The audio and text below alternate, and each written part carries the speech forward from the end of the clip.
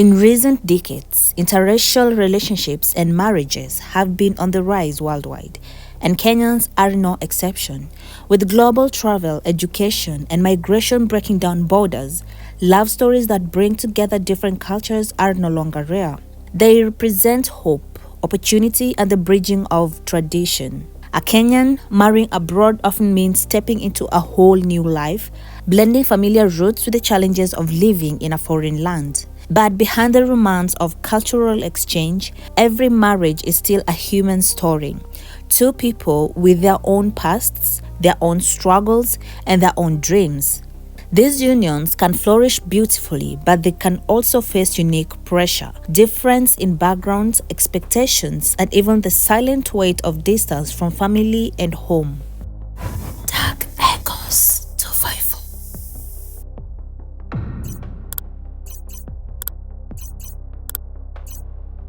Walter Buchanan and Darrel Akinyi Odhiambo were one such couple. Walter, born in Scotland in January of 1959, was a man of a professional standing. A chartered surveyor by trade, he built a career that gave him both stability and status.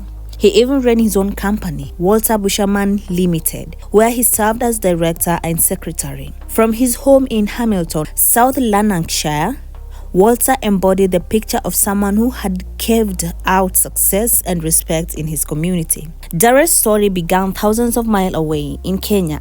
In her mid-30s, she left behind the familiar rhythms of her homeland and moved to Scotland. There she began a new chapter, marrying Walter and sharing about 6 years of her life with him. More than a wife, she was a mother, raising her young son Jimmy, while carrying with her the warmth of her Kenyan heritage. For Darrel, her journey was one of resilience, balancing her identity as a Kenyan woman with the challenges of building a life in a completely different world. Darrel Akinyi Odhiambo was born in 1986 in Kenya. She grew up the eldest of 5 siblings, Mercy, Diana Rose, Hyrix, and Kate. Being the firstborn meant carrying responsibilities early. Her sisters depended on her, and she learned what it meant to lead, to provide, and to fight for others long before adulthood. That sense of duty shaped her life. Darrel became known for her hard work and resilience. She built herself up as a businesswoman, carving out a living with determination. At the same time, she was a single mother to a young boy named Jimmy. For Darrel, everything came back to him. Her son was her motivation, her reason to push harder, her reason to dream bigger. Friends and families describe her as jovial, outgoing, and ambitious. She carried both laughter and responsibility in equal measures, a woman determined to give her child the life she never had. In 2015, at just 29 years old, Darrel met the man who would later become her husband, Walter Buchanan, a Scottish chartered surveyor. It is said the two first connected online, and after months of constant communication, they decided to meet in person. Their chosen meeting place was Thailand, a destination that would mark the beginning of a serious relationship. At that time, Walter was already 58 years old, nearly twice Darrel's age.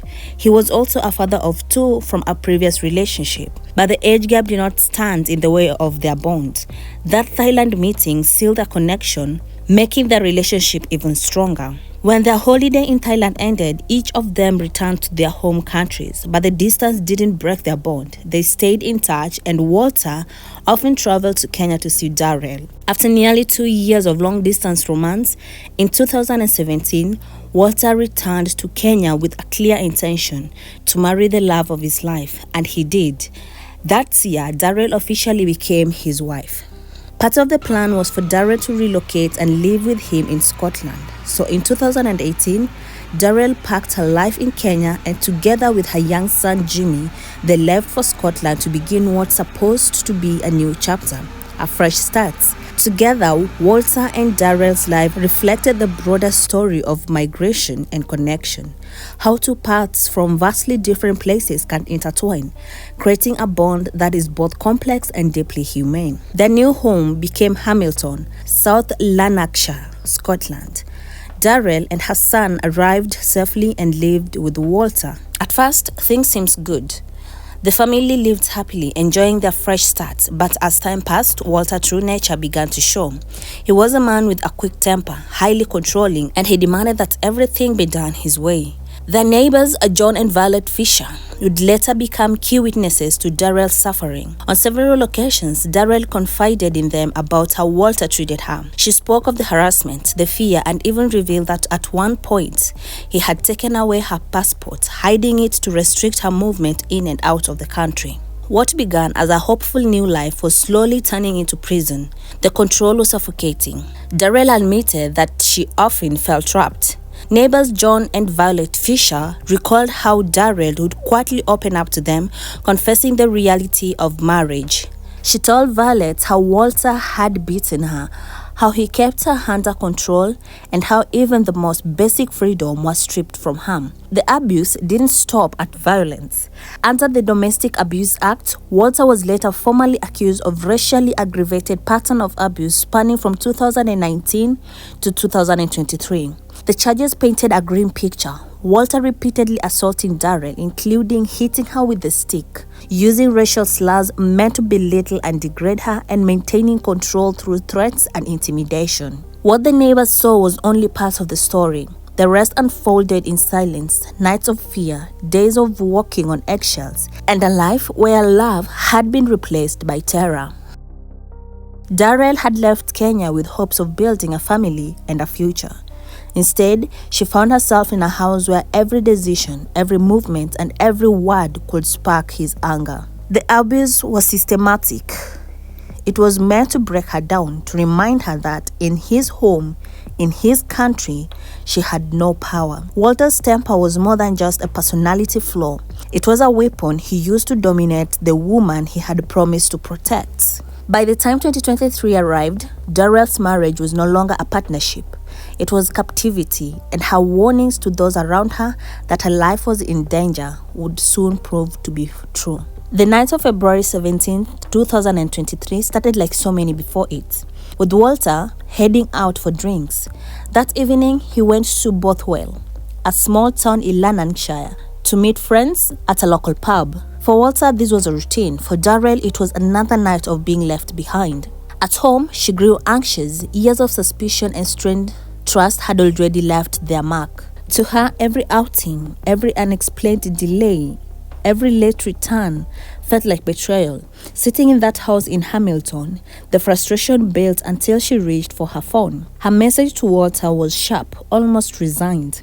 "I guess you're having fun in Bothwell without your wife, cheater." It wasn't just a casual accusation, it carried the weight of years of broken promises, of nights spent alone, of fears she had shared with neighbors about being trapped in a marriage that would break her spirits. When Walter finally came home, the house was no longer quiet. Tension filled the air. The couple's arguments quickly spiraled.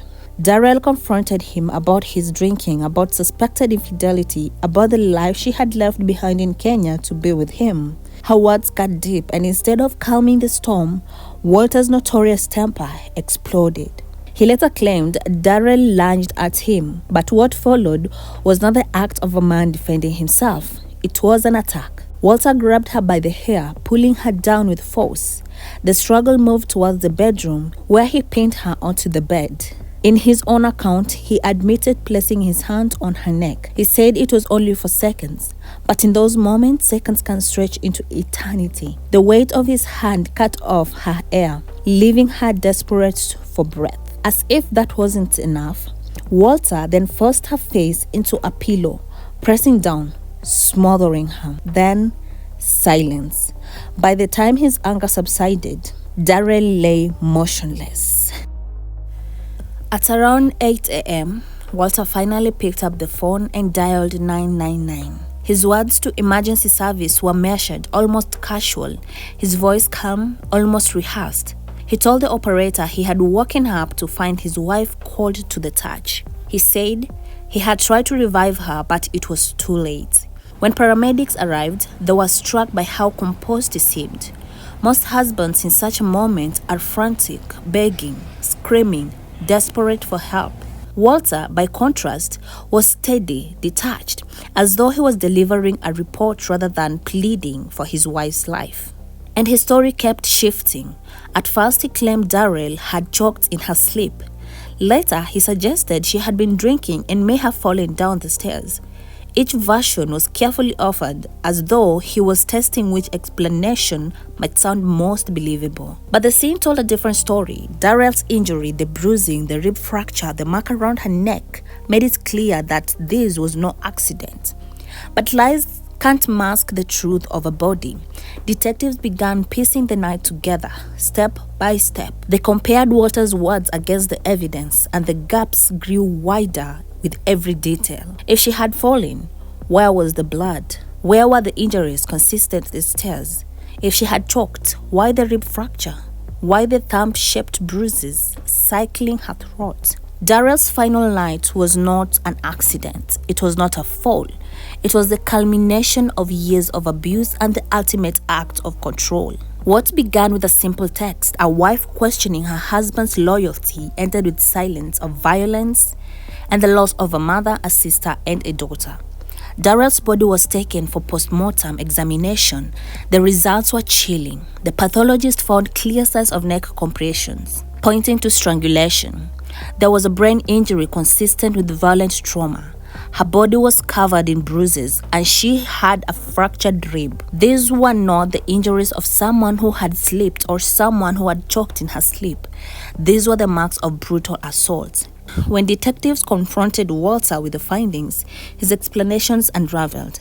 He admitted there had been a struggle, that he had grabbed her hair, that he had held her down. He even admitted to pressing his hand against her neck and forcing her face into a pillow, but he insisted it had been only for a few seconds, claiming it was self-defense. The evidence said otherwise. Police arrested Walter Buchanan and charged him with murder, but the investigation went further. Under the Domestic Abuse Act, prosecutors added a racially aggravated charge, accusing him of years of abuse between 2019 and 2023. He was alleged to have beaten Darrel, even hitting her with a stick, making a racist remark, and deliberately confiscating her passport to restrict her movements. This was not an isolated moment of violence. It was the culmination of a pattern of cruelty. The case moved to trial in Glasgow. The jury had evidence from medical experts, neighbors, and the prosecution. Violet Fisher, Darrel's elderly neighbor, told the court about the times Darrel had confided in her. She recalled Darrel's haunting words. The defense painted Walter a man provoked, a man who had simply snapped in a heated moment. But the jury was unconvinced. On January 22, 2025, they returned their verdict, guilty of murder. At sentencing, Lord Cuby addressed Buchanan directly. His words were sharp and damning. In February 18, 2023 was a tragic day. The loss was exacerbated by the fact that the person who took her life was you, her husband, the one who should have protected her. Buchanan was sentenced to life imprisonment with a minimum of 15 years before he could apply for parole. For Darrel's family back in Kenya, the judgment brought some measure of justice, but not real peace. Her sister Mercy called Walter a monster. She spoke of how Darrel had left the country full of hope with her son Jimmy at her side, only to return in a coffin. Detective Sergeant Ian Evans summed up the police view. There is no doubt this is an extremely difficult and traumatic time for Darrel's family. They live each day without her. He is now being held responsible, and I hope they feel some sense of justice. But justice can never fill the void. Darrel Akinyi Odhiambo, the eldest sister, the ambitious businesswoman, the devoted mother, had dreamt of a better life abroad. Instead, her life was cut short in the very home where she would have been safest. The aftermath left scars across continents, a shattered family in Kenya, and a community in Scotland left questioning how a marriage that began with love ended in such violence. When news of Darrel's death reached Kenya, her family was shattered. Mercy, her sister, could barely speak through tears. Darrel's son, Jimmy, was left motherless in a foreign land, his world torn apart overnight. Relatives described his silence, the confusion in his young eyes. For her sisters, she would always be remembered as the hardworking eldest who carried them, the single mother who sacrificed everything for her boy. Now, they were left with grief and the burning demand for justice.